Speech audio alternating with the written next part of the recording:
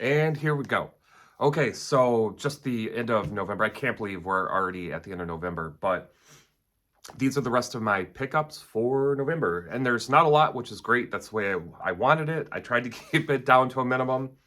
Got Christmas coming up. So just a couple of like peripheral type things before I get to the small stack of games. The first one I picked up was this Brawler 64. It's a wireless controller for the N64. I think one of the main reasons I don't play my 64 as much, even because there's a couple games on there I really still do love. But the controllers, anyone knows the original controllers, the first thing to go out are those the thumbsticks, right? So this is the controller. It is very lightweight. I wish it weighed a little more, but it feels pretty good. Obviously, it feels more like a traditional controller. It looks like a traditional controller, so I appreciate that. They even tried to cut out around the joystick and the more like hexagonal or whatever to give it the feel of a 64. I appreciate all that. It feels good. They did move the Z button, has two of them instead of like something down here, which is fine. That makes sense. And I do like that it charges with a cord instead of putting batteries. That's a phenomenal touch. I love any controller I can charge instead of going through tons and tons of batteries. So I haven't played it yet. I haven't used it, but I do like it. I just wish I would have put like even some fake weights or something here just to like, give it a little bit of a feel. That's okay. The other cool thing is it comes with, the dongle so you can play wirelessly. And the dongle is actually compatible with the memory cards. So that's super sweet. I'm glad they put that little extra effort in there. So that's cool. That was the first controller. I did also pick up a PS5 controller. This is just, I think they called it the Pearl White. I don't know where the color is now. They had like a cool green chrome one. It looked like a bug shell, but that one wasn't on sale. I got this on Amazon for 55 bucks. So not like an amazing deal, but still, these controllers are expensive, and I did want a backup. So yeah, I'm just gonna have it on the shelf for when my controller stops working. I have one ready to go that I can pop open, and boom, there we are. This I'm excited about. I ordered this probably about a year ago, and it took forever to come out. But it is the official design works for Persona 5 and Royal. It is a big boy here. Lots and lots of stuff. So I ordered it from Amazon. I got it, what day was it? Like Wednesday this week, Tuesday this week, something like that. I was so excited. I opened up. It still had the cellophane on. I was just about to take the cellophane off to look through the pages, and there was like some huge damage along the spine, and it's some on the back cover.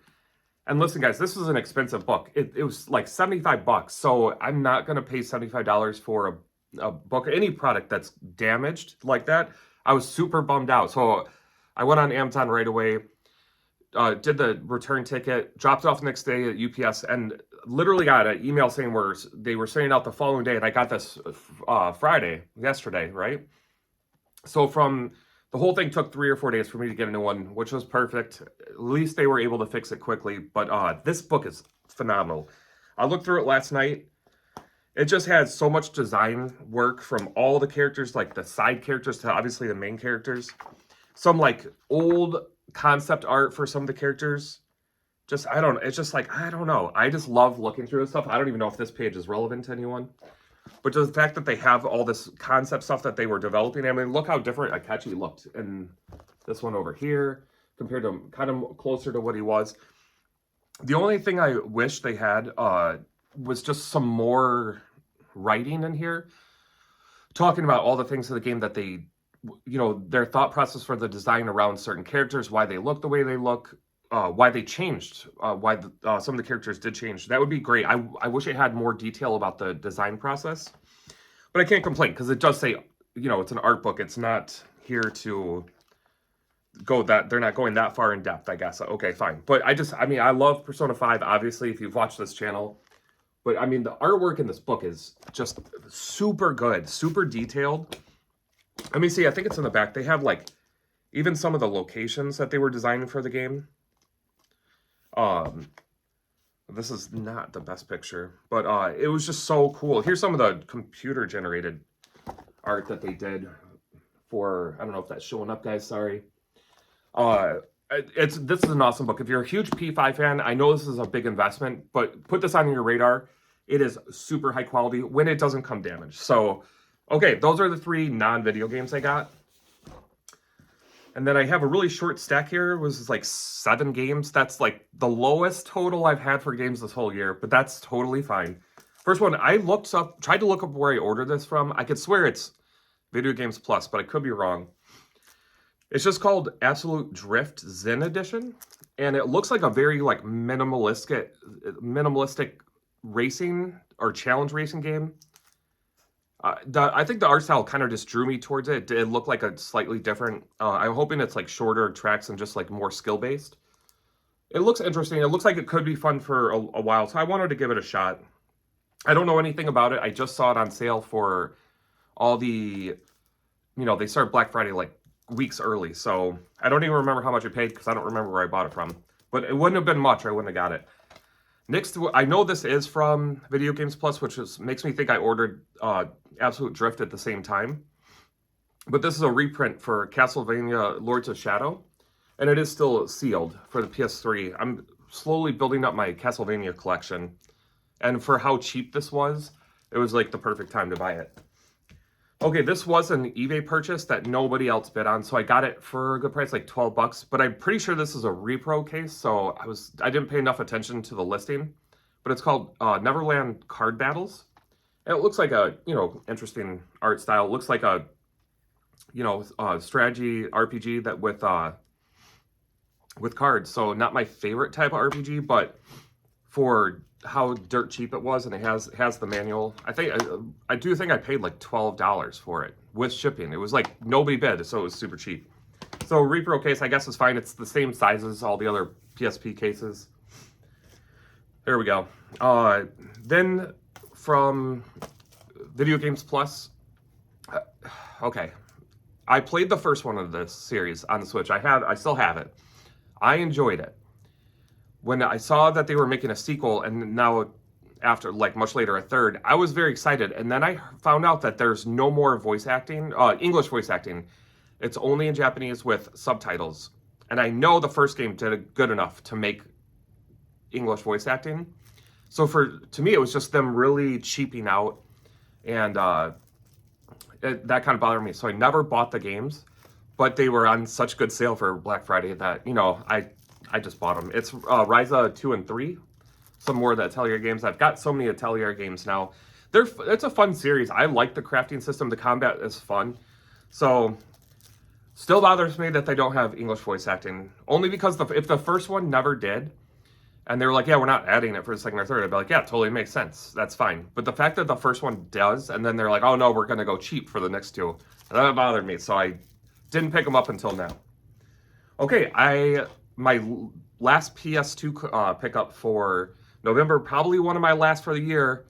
That's sad to say. PS2 games are getting harder for me to find all the, what you would just say like cheap ones, shelf candy, shovelware games, people like to call that. I think every game is great for the collection, but Armored Core 3.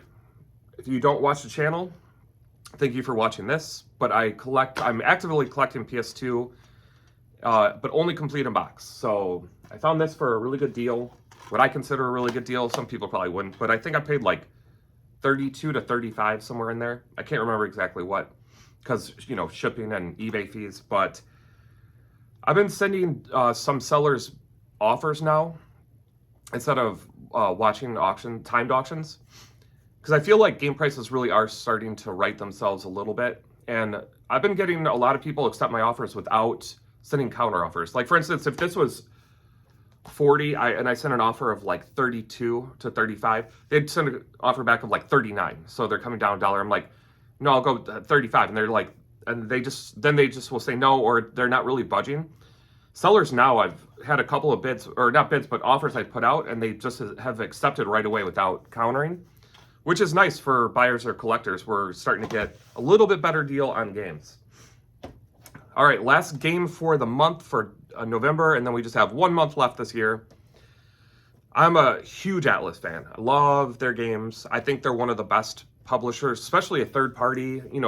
obviously Nintendo and Sony, Microsoft, they have a little more power, you know, to make the games they want to make. Anyways, I don't want to get into a long diatribe about that. I love Atlas. Probably one of my favorite, well, not probably, it's one of my favorite publishers. Okay, enough said about that. I found a phenomenal deal on this game, complete in box for the Super Nintendo. It is GP1. I know that's kind of a lame reveal for Atlas games. They have so many phenomenal RPGs and stuff, but once again, I think game prices are starting to correct themselves a little bit. This is one I have seen just the loose cartridge for ever, and it's always right around the same price. Too much that I want to pay for a motorcycle racing game on the Super Nintendo. But I got this complete in box for, I think, basically normally what just the cartridge goes for. So you're very happy working on that Atlas collection. And it's nice to have another Super Nintendo game. My Nintendo collection outside of the Switch is just absolutely horrid. But yeah, it was fun to pick that up. So that's it, guys. That is all of the games for November. 1 month left. I will say I ordered a ton of stuff for Black Friday. Not a ton, but a decent amount. And just none of it's here yet, really, except for, you know, these couple things. So I'm just going to include them in my December video. I probably won't do a ton of shopping, game hunting, eBaying outside of that. I'm going to be missing a lot of work next month, having surgery. So I'm not going to go crazy spending more, but I have so many games coming from Black Friday, I still will be able to do a decent pickups video. So it'll still be a good month. It'll still be fun.